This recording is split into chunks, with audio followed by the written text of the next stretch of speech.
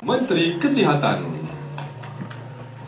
Para hadirin dimohon untuk terus berdiri bagi menyanyikan lagu Menteri Kesihatan. Yang berbahagia Datuk Harjit Singh, Ketua Setiausaha Kementerian Kesihatan, bersama-sama kita mendadah tangan bermunajat, memohon berkat agar segala urusan mendapat rahmat. Yang amat cantik dan meriah sekali, 11-11-22.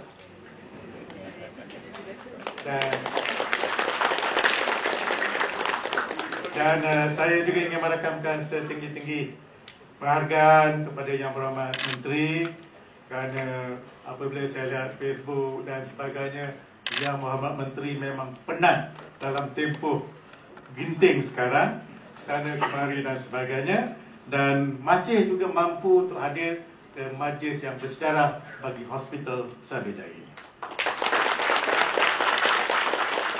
Saya masih ingat lagi, sebulan lalu, apabila Yang Berhormat Menteri maklumkan kepada saya, hospital ini milik kamu, siapkan segera.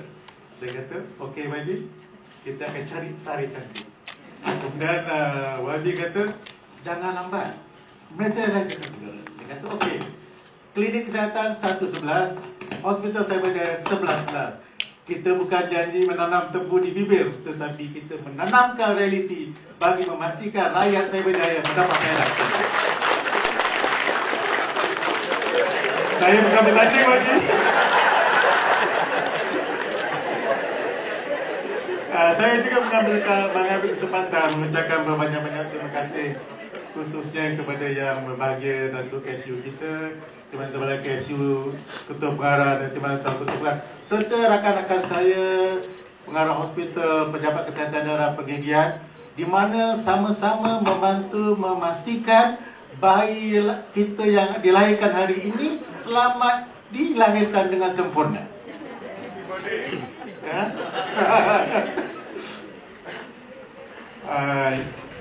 Yang Berhormat Menteri, hadirin yang saya hormati sekalian, Kementerian Kesihatan Malaysia memang amat prihatin dan komited dalam menyediakan perkhidmatan dan kemudahan kesihatan yang terbaik.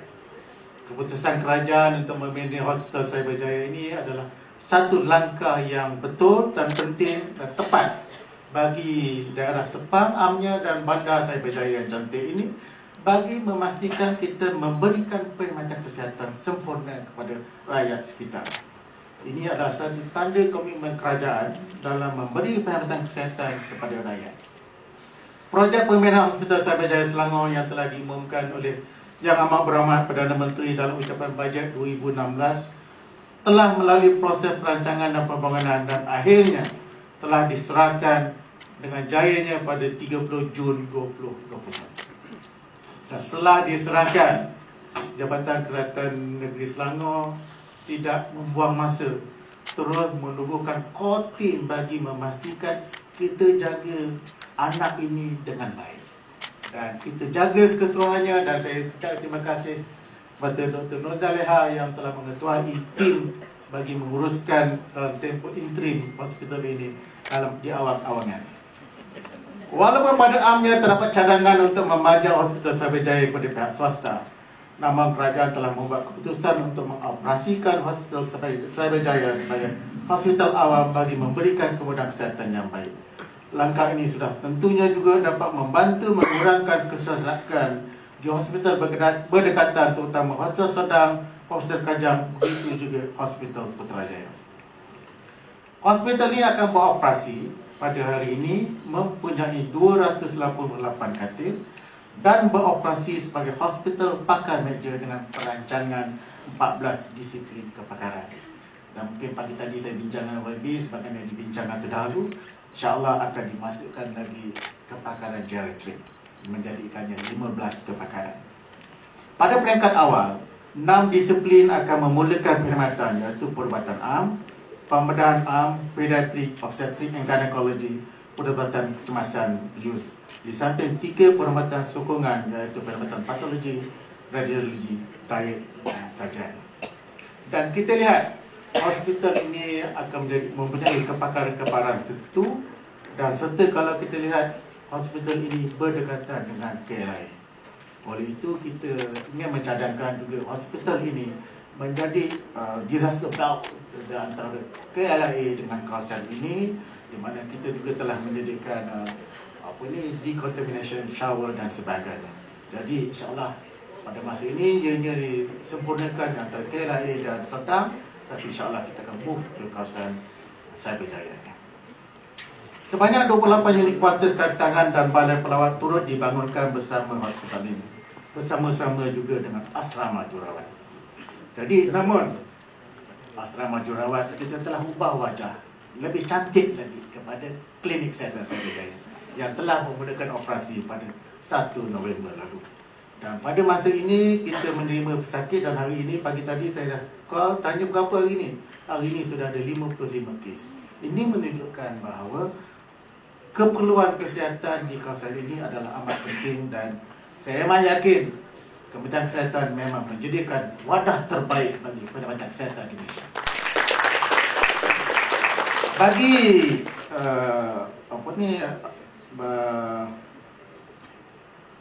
Balai Pelawat, kita telah berkolaboratif dengan Yayasan Kebajikan Negara di bawah Kementerian Pembangunan Wanita, Keluarga dan Masyarakat bagi menaik taraf kemudahan tersebut.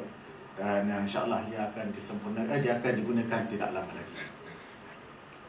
Hospital Cyberjaya merupakan hospital pakai meja yang diletakkan di bawah program Hospital Cluster Selangor Selatan dengan Hospital Serdang, Hospital Kajang dan Hospital Ampang, yang ianya diterajui oleh lead hospital, iaitu Hospital Serdang. Program ini juga dirancang dan ditambah baik dengan kolaborasi bersama-sama Hospital Putrajaya dan Institut Kanser Negara. Menerusi konsep kluster ini, perkhidmatan kepakaran yang tidak disediakan di Hospital Cyberjaya akan diperolehi melalui konsep visiting specialist serta perkongsian sumber-sumber serta kemudahan dan peralatan serta sumber manusia dan kepakaran. Secara tidak langsung, ianya melengkapi keseluruhan kepakaran yang ada yang akan diberikan di Hospital Cyberjaya. Yang Berhormat Menteri, Datuk-Datuk, Tuan-Tuan dan Puan-Puan sekalian, sejajar dengan Pelan Strategi Pendidikan Kementerian Kesihatan Malaysia dan transformasi perkhidmatan kesihatan yang bersasarkan Information and Communication Technology, Hospital Cyberjaya juga telah dilengkap dengan kemudahan sistem pengurusan pendaftaran elektronik dan sistem pengurusan pesakit HIS TKM yang telah melalui sistem Go Live pada 9 November 2022. Jadi dalam masa kita nak go live tersebut, kita menggunakan real patient, dan kita ucapkan terima kasih kepada Hospital Serdang step down cases ke kawasan ini, dan kita telah menggunakan butiran kes dan sebagainya dalam sistem online kita. Alhamdulillah, ia telah berjalan dengan sempurna. Di hospital ini juga kita akan melaksanakan perkhidmatan bayaran tanpa tunai, dan pada masa ini sepakat Hospital Putrajaya belum ada kod PTJ, kita share dengan PTJ yang lain. Jadi tak semestinya tanpa PTJ kita tak boleh buat operasi. Jadi kita sahut sabaran kita dan dengan pertolongan rakan-rakan strategik di keseluruhan di negeri Selangor, keseluruhan jururawat, penolong pegawai perawatan, pakar pegawai perawatan, makmal dan sebagainya serta farmasi telah dapat digemling bersama, dan kita meyakin rakan-rakan hospital dan klinik kesihatan serta pergigian juga hendak memastikan perkhidmatan di sini juga sempurna seperti biasa. Jadi mereka semua telah memahami dan mereka bersetuju hantar, dan gaji masih dibayar PTJ asal mereka sendiri. Jawab Menteri, tuan-tuan dan puan-puan, kalau kita lihat hospital ini mungkin hospital yang kemudian sekali, kita ada masih lagi ruang yang cantik yang boleh memberikan perkhidmatan MRI.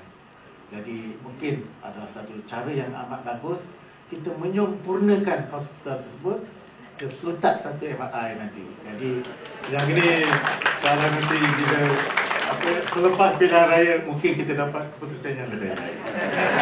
Akhir kata saya mengucapkan setinggi-tinggi penghargaan dan terima kasih kepada Yang Berhormat Menteri atas keprihatinan dan kesediaan untuk bersama-sama mencumhurkan majlis kita yang bersejarah pada hari ini. Wabillahi taufiq wal hidayah. Assalamualaikum warahmatullahi wabarakatuh dan terima kasih. Assalamualaikum warahmatullahi wabarakatuh dan salam keluarga Malaysia, salam sehat sejahtera. Yang bahagia Datuk Harjit Singh, Ketua Setiausaha Kementerian Kesihatan Malaysia, timbalan-timbalan Ketua Setiausaha, timbalan-timbalan Ketua Pengarah. Yang bahagia Datuk Indra, Datuk Dr. Syahridin Ganiman, Pengarah Kesihatan Negeri Negeri Selangor. Yang Berusaha Dr. Syahabuddin Ibrahim, Pengarah Hospital Cyberjaya. Seterusnya, puan-puan, tuan-tuan yang saya hormati sekalian. Pertamanya, saya rasa begitu bersyukur dapat hadir di majlis pelancaran pengoperasian Hospital Cyberjaya pada hari ini. Tarikh yang dipilih ini tarikh yang sangat istimewa. Senang untuk kita ingat 11 hari bulan 11. Tapi sebenarnya ada udang di sebalik batu. Happy birthday Datuk Syahrir.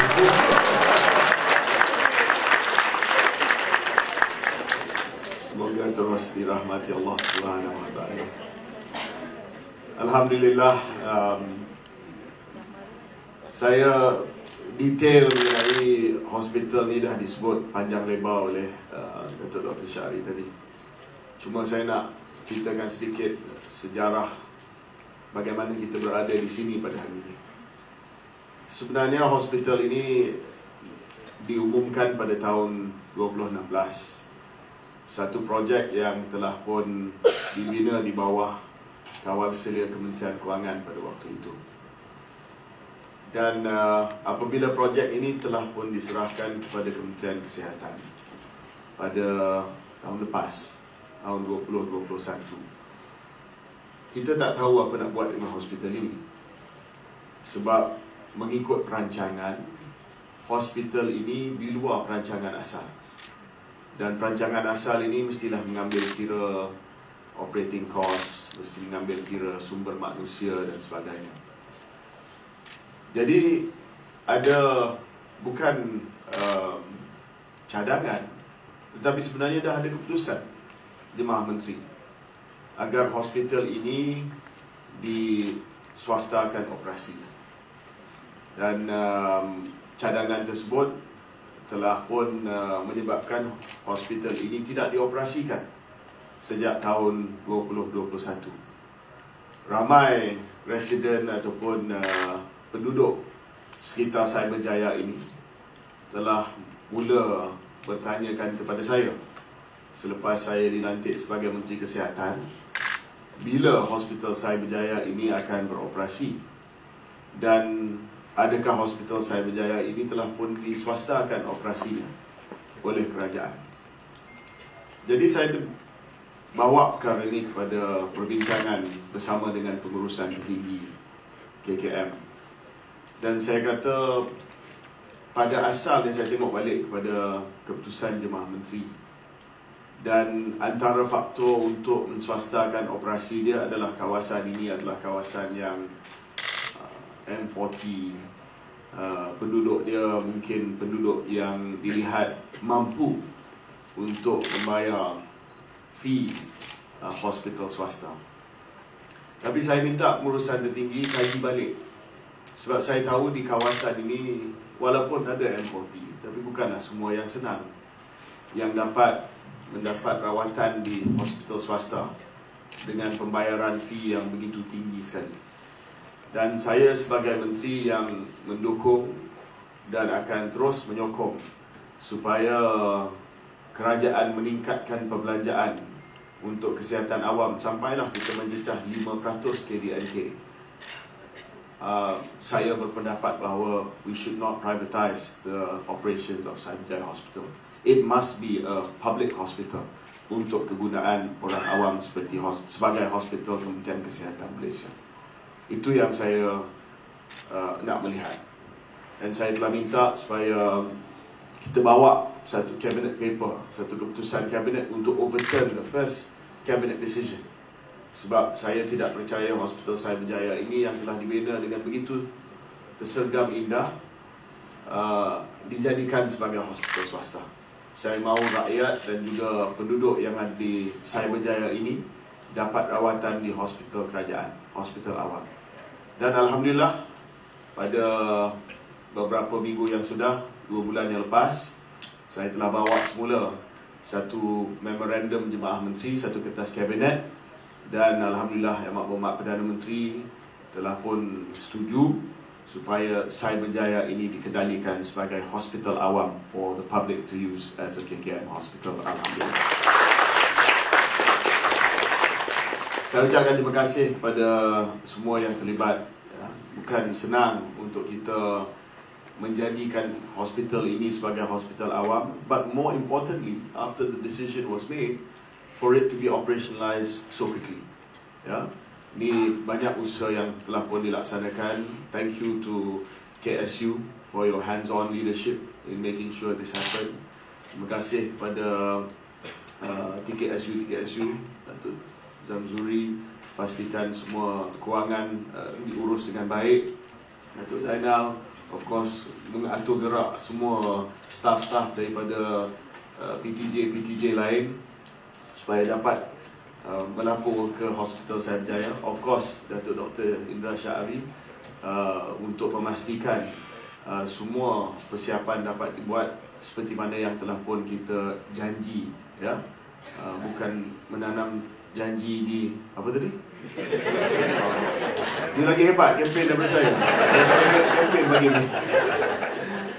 Terima kasih kepada Datuk Dr. Asmayani juga, TKP Perubatan, make sure this happen. Dan kita dapat bonus sebenarnya. Asalnya kita hanya mahu membuka ataupun mengoperasikan Hospital Cyberjaya. Tetapi rentetan daripada lawatan saya ke di Klinik Kesihatan Dengkil, maka idea datang daripada Datuk Dr. Syahri sendiri untuk kita buka Klinik Kesihatan Cyberjaya juga di kawasan pekarangan Hospital Cyberjaya ini. Saya tanya kepada dia, how are you going to do that? Kita tak ada bangunan untuk kita buat klinik kesihatan. Tetapi this is where innovation comes in lah. Kita telah convert quarters jururawat, kalau tak silap saya, untuk beroperasi sebagai klinik kesihatan Cyberjaya. Jadi 2-in-1 kita bagi kepada rakyat Cyberjaya di sini. Terima kasih. Syabas dan tahniah kepada JKMS. Saya harap pengoperasian hospital ini di bawah Dr. Syabuddin akan menjadi satu pusat perkhidmatan kesihatan yang cemerlang, terutamanya bagi kawasan Cyberjaya dan juga kawasan-kawasan yang berhampiran. In fact, we have dalam zon Selangor Selatan ini pelbagai hospital yang akan beroperasi pada tahun ini juga, Hospital Tanjung Karang dah siap, tak lama lagi nanti pusat jantung Hospital Serdang akan beroperasi with Cyberjaya. This entire southern zone ataupun cluster akan melihat kepada perkhidmatan kesihatan yang lebih cemerlang dan lebih baik untuk penduduk-penduduk kawasan Selangor di kluster ini. Dan tidak lama lagi nanti, mungkin tahun depan kalau tak silap saya, dan insyaAllah dengan pemantauan rapi daripada rakan-rakan daripada KKM selepas ini, blok bangunan tambahan Hospital Kajang juga akan siap, yang sekian lama kita menunggu. Jadi ini semua akan menambah kepada perkhidmatan kesihatan yang terbaik di kawasan ini. Tak lupa kepada blok endokrine di Hospital Putrajaya, walaupun Putrajaya wilayah persekutuan tetapi berada di dalam kluster ataupun zon yang sama. So we have seen tremendous delivery of projects and of hospitals, medical facilities around this area, dan mudah-mudahan insyaAllah ini akan meningkatkan lagi perkhidmatan kesihatan, both primer as well as secondary and also tertiary care for Malaysians, terutamanya yang duduk di kawasan ini. Kita telah pun identify ataupun mengenal pasti 14 kepakaran dan sub kepakaran. Pagi tadi saya bincang dengan Datuk Dr. Syahri, kita tambah satu lagi di Hospital Cyberjaya ini, iaitu kepakaran geriatric care. Ini adalah satu permintaan khusus daripada Kepala Duli Tuanku Sultan Selangor yang sendiri telah waktu saya menghadap telah minta supaya Sari Berjaya ini dikekalkan sebagai hospital awam dan ditambah mention dua in particular, satu geriatric services disebabkan masyarakat menua yang tidak lama lagi nanti, dan juga psychiatric services disebabkan concern ataupun keprihatinan tuanku berkenaan dengan isu kesihatan mental. Jadi kedua-dua services ini ataupun kepakaran ini akan diberikan khidmatan di Hospital Sari Berjaya. Dan satu lagi projek yang telah pun kita umumkan, ini mungkin 3 tahun lagi lah akan siap, Hospital Kapar, dan itu akan melengkapi fasiliti-fasiliti kesihatan yang baru di Selangor untuk beberapa tahun yang akan datang.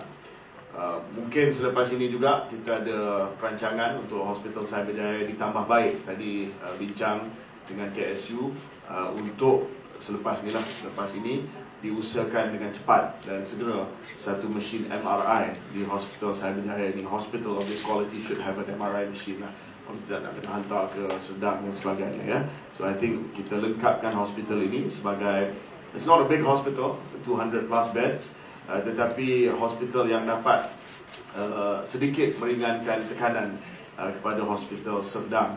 In fact, right now there is step down care daripada Sedang datang ke Sari Berjaya.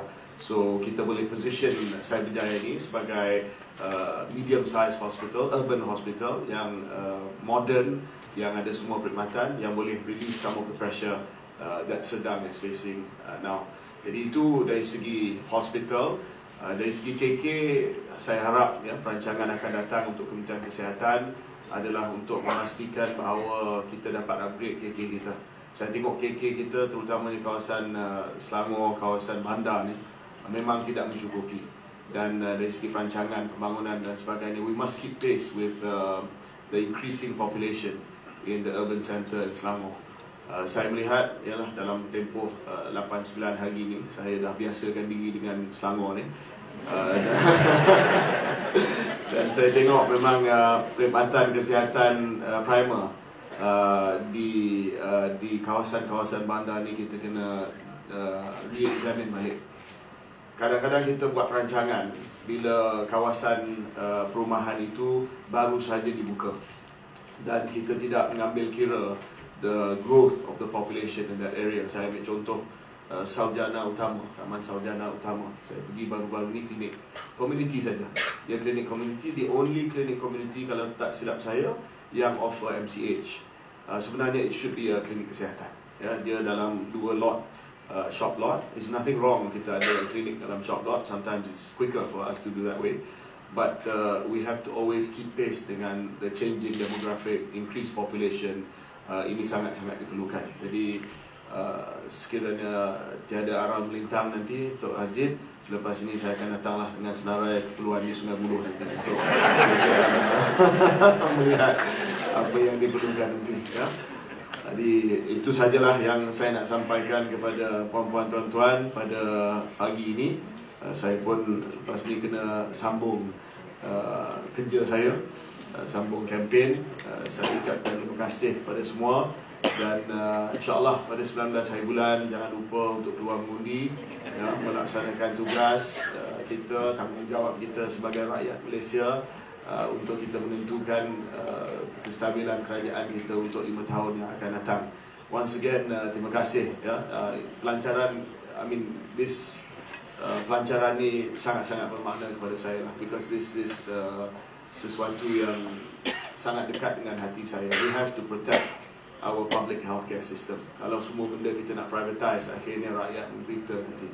Yes, there is a role for private healthcare untuk mereka yang mampu untuk membayar, tetapi sebahagian besar, 70% of kita punya hospital admissions, hospital visits adalah di hospital awam. Jadi kalau kita tak fight untuk public healthcare, kalau tak preserve public healthcare, then the public will be saddled with high costs, medical costs, dan juga masalah kesihatan yang tak dapat rawatan yang secukupnya. Jadi impian saya adalah kita terus untuk mempertahankan sistem kesihatan awam kita. Lebih daripada itu, kita perjuangkan supaya kita dapat pelaburan yang setimpal dengan perkhidmatan yang diberi oleh Kementerian Kesihatan Malaysia.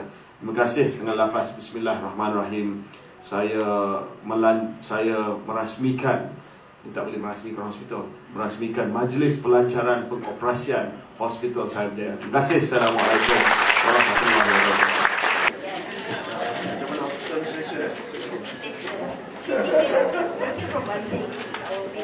They are all from Banting. Dan perkhidmatan kat sini okey.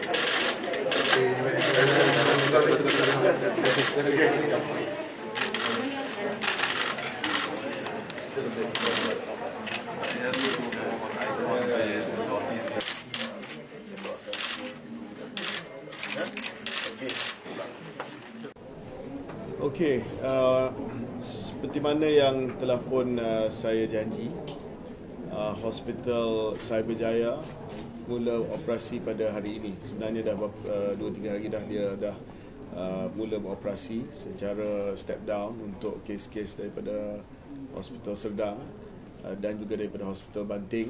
Tetapi secara rasminya hari ini adalah hari pengoperasian Hospital Cyberjaya.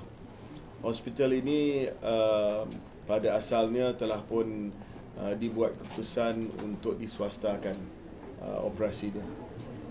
Bila saya dilantik sebagai Menteri Kesihatan, saya maklumkan perkara ini kepada Datuk Seri Ismail Sabri, Perdana Menteri.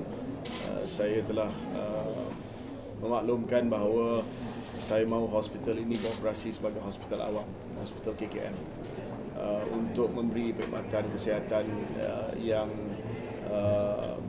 bagus kepada penduduk di sekitar Cyberjaya. Dan alhamdulillah saya telah pun membawa satu kertas kabinet dan kabinet telah pun setujui bahawa cadangan asal penswastaan hospital ini dibatalkan dan hospital ini dijadikan sebagai hospital awam sepenuhnya.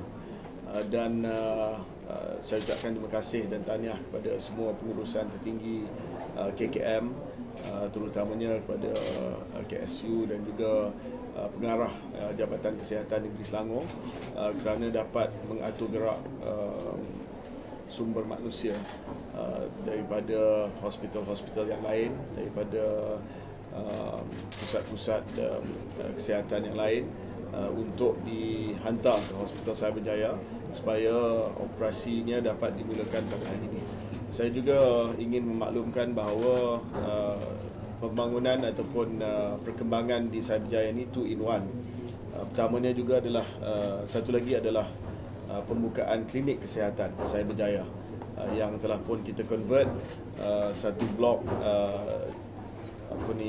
asrama jururawat di pekarangan hospital ini, was meant to be staff quarters, dan dijadikan sebagai klinik kesihatan. Ini adalah rentetan daripada lawatan saya ke klinik kesihatan Dengkil yang saya dapati sangat-sangat sesak.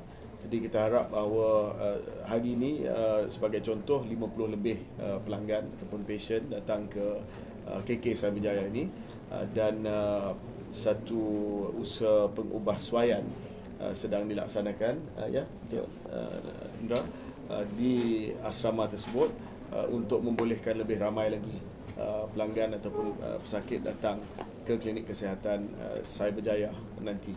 Jadi 2 kembangan ini adalah komitmen saya yang akan diselesaikan dan dimulakan operasinya pada bulan November dan alhamdulillah dapat ditepati janji tersebut. Okey.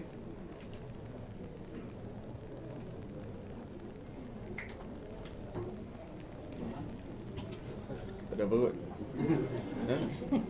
Boleh kita soalan kontak. Yes. Bagi dulu soalan, sebelum ni YB ada nyatakan hasrat dari DPM tahun nanti kan. There's some critics saying that YB dah ada same ambitious as Datuk Seri Anwar Ibrahim, which is nak jadi DPM. And then apa pandangan YB tentang tu, dan soalan kedua, apa pandangan YB tentang pengisytiharan harga yang dilakukan oleh Syamsul PKR? Patut tak cara di parti lain, biru atau macam mana? Pertamanya berkenaan dengan isu pertama tu tak salah untuk siapa-siapa mempunyai cita-cita. We can all have our own ambitions. Saya cuma memberi bayangan yang saya ingin berkhidmat untuk negara dan juga untuk rakyat, dan jika diberi peluang saya juga ingin diberikan peluang kemudian nanti pada kemudian hari untuk mengemudi kerajaan kita, sebab kita nak tunjuk bahawa UMNO dan Barisan Nasional ni tidak ketandusan pemimpin yang boleh menerajui kerajaan satu hari nanti. Itu saja.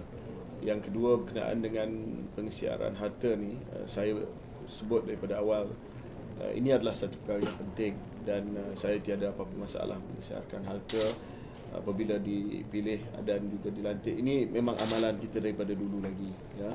Dan saya pun telah mengisyaratkan harta saya dengan SPRM.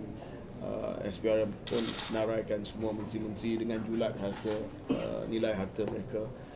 Dan saya pun tersenarai dalam julat harta yang telah pun dipersetujui oleh SPRM mengikut pengisian harta saya. Jadi PKR nak buat tak apalah, tapi rakan-rakan PKR pun tak ikut sama juga. Macam DAP pun tak buat, ya. Jadi masing-masing ada pendirian masing-masing.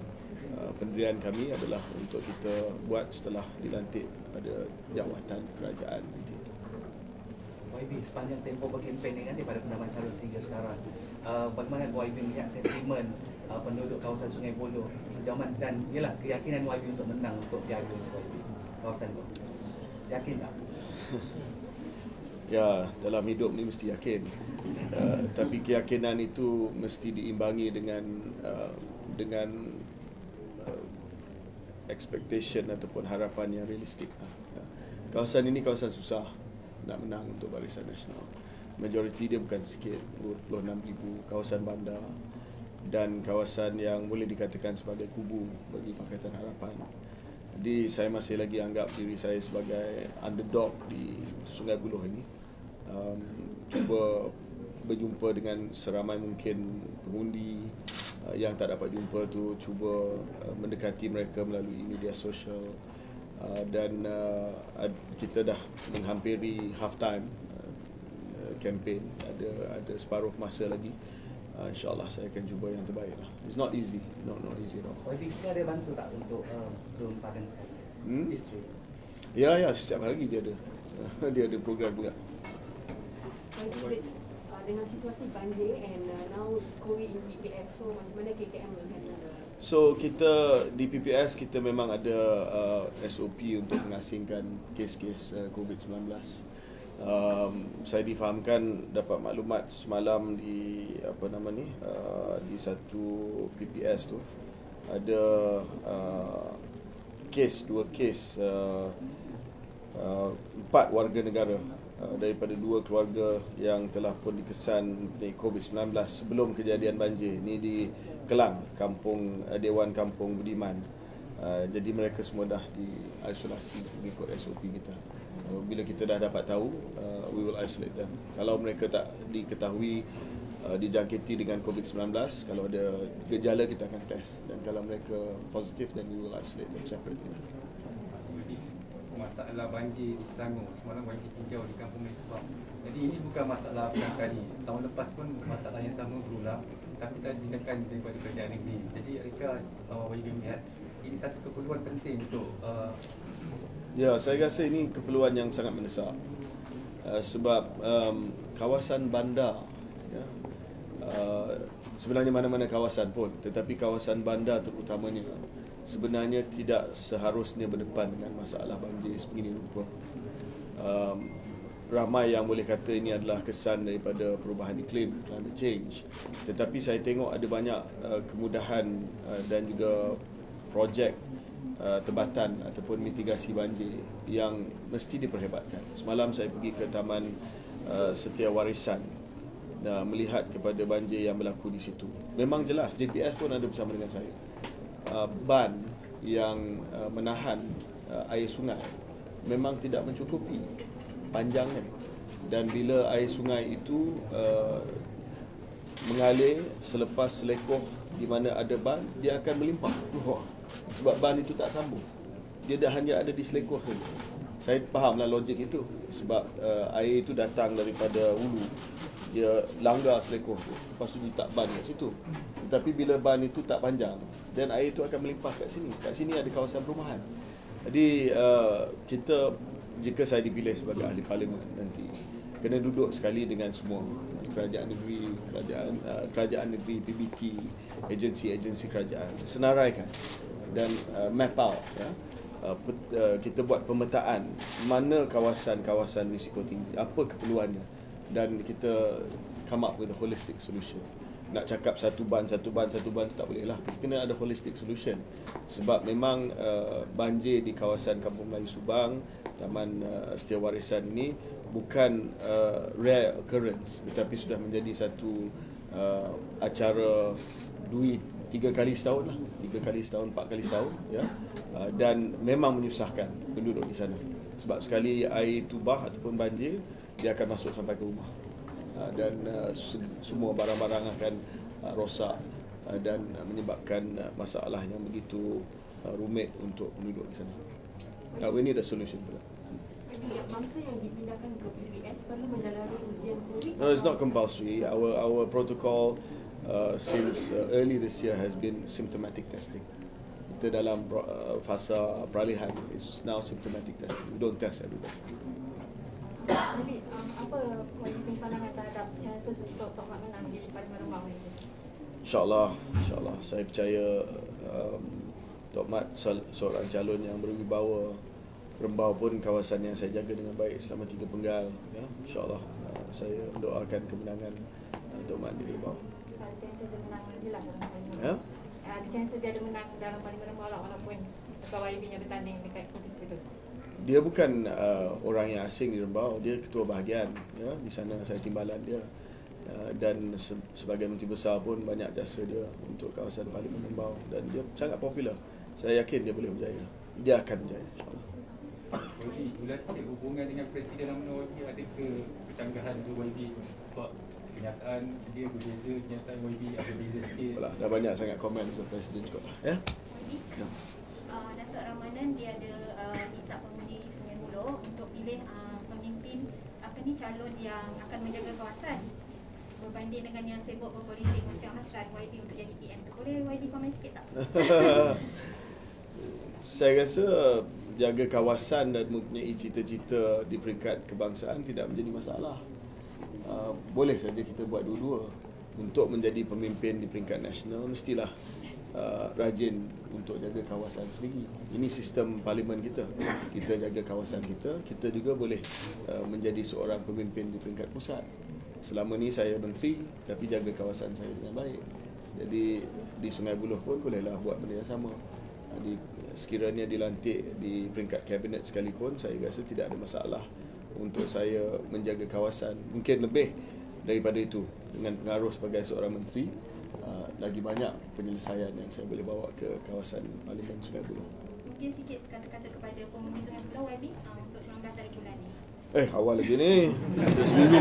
Okay? Alright, thank you. Okay, thank you.